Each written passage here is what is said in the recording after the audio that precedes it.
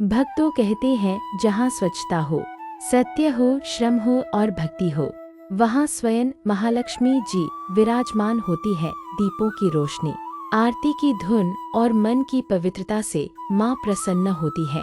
आज हम सुनने जा रहे हैं माँ लक्ष्मी की वह पवित्र कथा जिसने एक गरीब ब्राह्मण परिवार की किस्मत बदल दी। यह केवल कहानी नहीं, एक दिव्य संदेश है कि धन की देवी को कैसे अपने घर में स्थायी रूप से आमंत्रित किया जाए।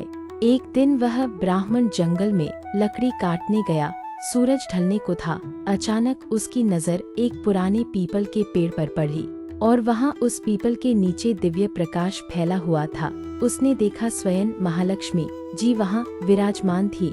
उनके चारों ओर प्रकाश की किरणें फैल रही थी। आकाश से पुष्प वर्षा हो रही थी और हवा में मधुर सुगंध थी। एक दिन वह ब्राह्मण जंगल में लकड़ी काटने गया। सूरज ढलने को था। अचानक उसकी नजर एक पुराने पीपल के पेड़ पर पड़ी और वहां उस पीपल के नीचे दिव्य प्रकाश फैला हुआ था। उसने देखा स्वयं महालक्ष्मी जी वहां विराजमान थी। उनके चारों ओर प्रकाश की किरणें फैल रही थी। आकाश से पुष्प वर्षा हो रही थी और हवा में मधुर सुगंध थी। ब्राह्मण ने रोते हुए कहा, माँ, मेरी गरीबी दूर करो, मेरे घर में भी सुख समृद्धि लाओ।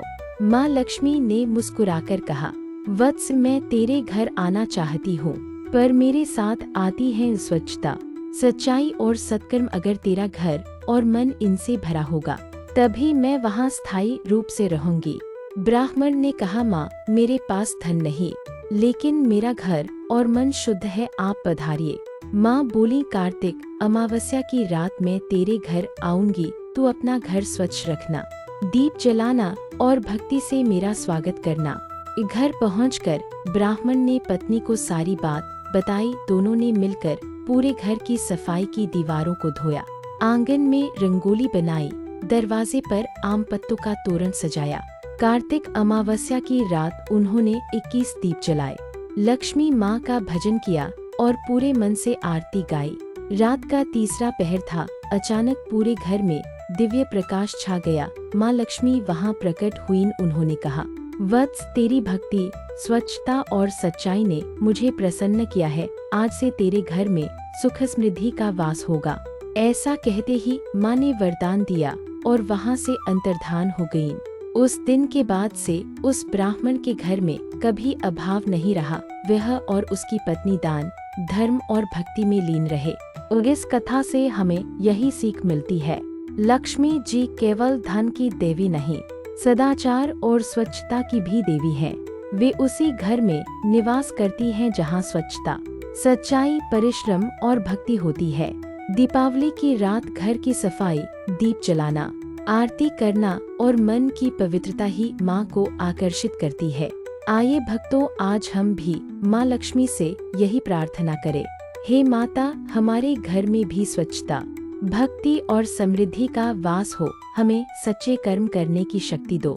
समुद्र मंथन। पौराणिक कथाओं के अनुसार माता लक्ष्मी की उत्पत्ति समुद्र मंथन के दौरान क्षीर सागर से हुई थी। चंचल स्वभाव। शास्त्रों में माँ लक्ष्मी की प्रकृति को चंचल बताया गया है। माना जाता है कि वह स्वच्छता, परिश्रम और अच्छे व्यवहार वाले स्थानों पर ही निवास करती है। पूजा और पर्व। दीपावली उन्हें समर्पित सबसे महत्वपूर्ण त्योहार दीपावली है।